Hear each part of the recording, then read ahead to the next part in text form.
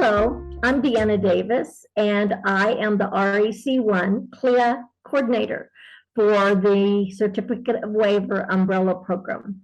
We have prepared this video for you to have a successful site visit.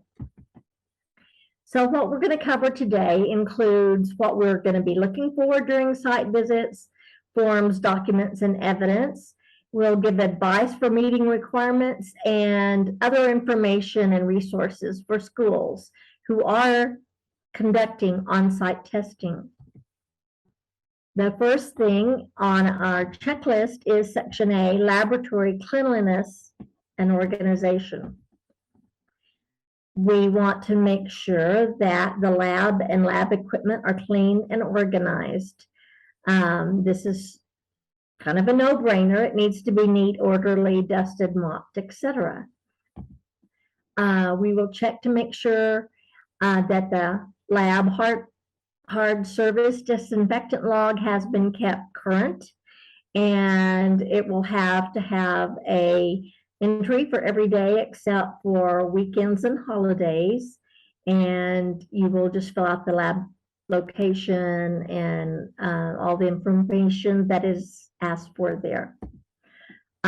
This is another thing that is real important. Food and drink should be kept outside of the lab. Lab pencils and scissors, tape, paper clips, etc. used in the file should be kept in the lab.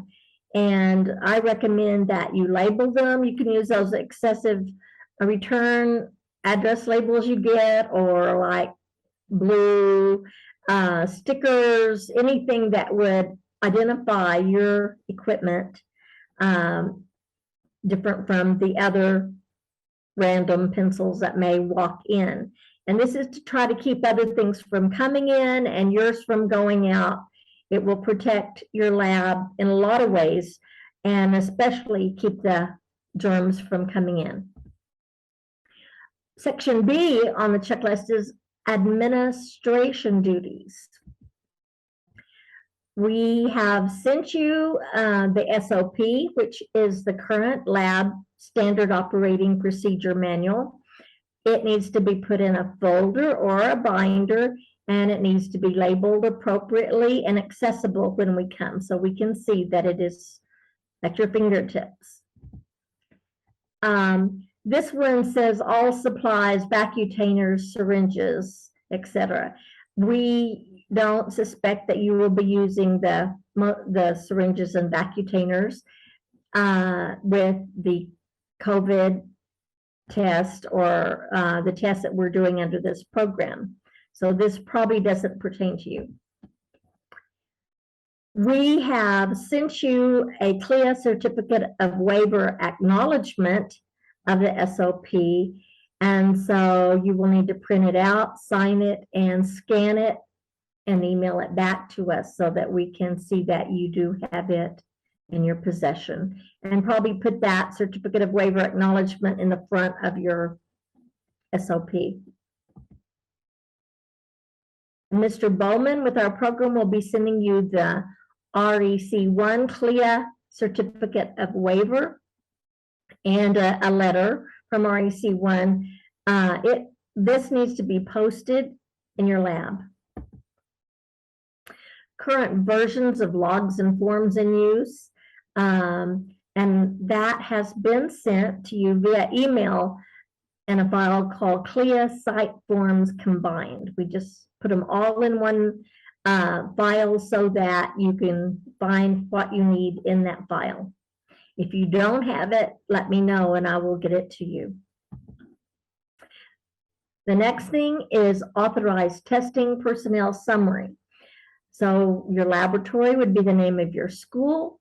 The year would be 22-23. Personnel would be those people who have been trained for testing, so you would list them there. And the training date would be the date of this presentation that we've shared together. And this is for COVID-19 testing only. The next form is the ambient air temperature verified within range and documented on the temperature log twice daily. This needs to be posted near your thermostat, and someone needs to be responsible for checking that both in the morning and the afternoon to make sure that the tests don't get too cold or too hot so that they will be ineffective. Training and competency record and testing completed by staff performing tests. This will need to be filled out annually. And so you would just print name, signature, and date of the people that are responsible for conducting the test. Section C of your site visit checklist is quality control monitoring. Quality control performed at the appropriate intervals within normal range and documented. What we recommend you do is when you open a box that has several COVID tests in it, like more than 2, you go ahead and list the lot numbers for each of those tests. And this will kind of help you keep an inventory in that first column. Second column, you list the expiration date, which will be on the outside of the test box. Then the date that you open it to give the test will be the next entry. And then you initial whoever is giving the test, the personnel that's opening it, you need to initial there. And the date the control performed for lab documented. So this is just to keep an inventory of your test and when they were opened and administered. Section D is reports and reporting. Staff or student/staff results documented in results log. This is something you've probably been doing, but maybe not on a form like this, but this gives you a pretty updated form to keep records.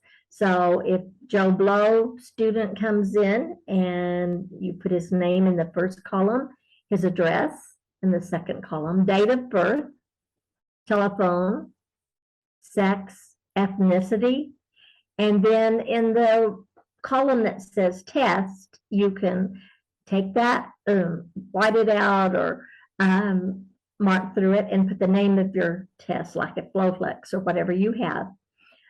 Then whether it comes up positive or negative or invalid. Usually it's one of the other two, and that the client is notified. That usually happens on the spot, and any notes you would like to make. So that's pretty self-explanatory. Quality assurance monitor form completed monthly. This one is just that someone, like maybe the principal, once a quarter will come in and say, yes, this is happening. They're verifying the lot numbers, just like the form we showed before. They're doing all of that. They're watching the quality control log, the room temperature log. They're seeing that all of these records are being maintained, and then they put A for acceptable, N for not acceptable, or NA for not applicable. So if they do that once a quarter, that would be 4 times a year. And then that way you can make sure things are being filled out as they're supposed to. This is a student staff clinical records reviewed for completed lab results and follow-up documentation based on number of tests performed. I talked with a lady yesterday, one of our schools, and they have 35 each week, but they only have to audit 10 files each month. And so they would pull files and put the patient's name and when they were served and when the test was done, so on and so forth, all the way across. And it would just If you have 10, audit 10. If you have 5 a month, audit 5. But if you have more, you only have to audit 10. This form, the Lab Improvement Report Quality Control Monitor form, will not be something that you will probably do. It would be something generated from our office at REC1, but we do not foresee ever using this form. It's if we find something that's critically wrong, and we are going to keep you from having that situation. The next slide is the SOP, additional information. So you now have this standard operating procedure, which is like your Bible for the certificate of waiver umbrella. And I'm not going to read all this to you because you have it in your hands, and it has general policies. And then this is the other things that are there. There's a lot of forms and fact sheets. There are a lot of posters you can put up about PPE guidance and how to wash your hands, and a lot of helpful things in there. So be sure and use the ones that you think that would help. And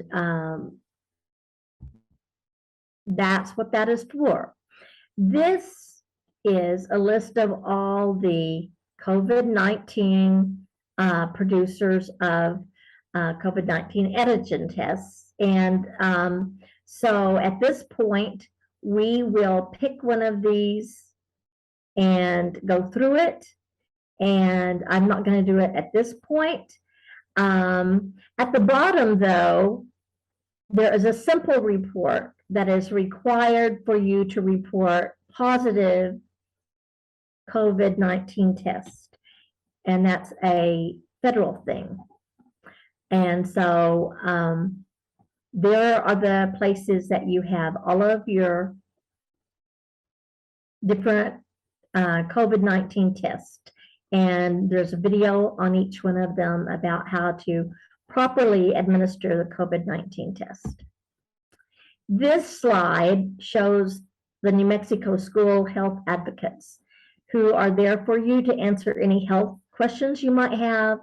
And they're broken into 5 regions: Northeast, Northwest, Metro, Southeast, and Southwest, and all of their phone numbers and emails. And I have found all of these ladies to be very helpful. And as you sign up with us, I send them your information, and then I send you their information so that communication can begin. This is my information, and I hope that you will contact me anytime you have a question. If I don't have the answer, I will find it for you. This concludes our presentation. I hope it has been helpful. And if you have any questions you would like to ask me personally, just call me at that number or send me an email. Thank you and have a good day.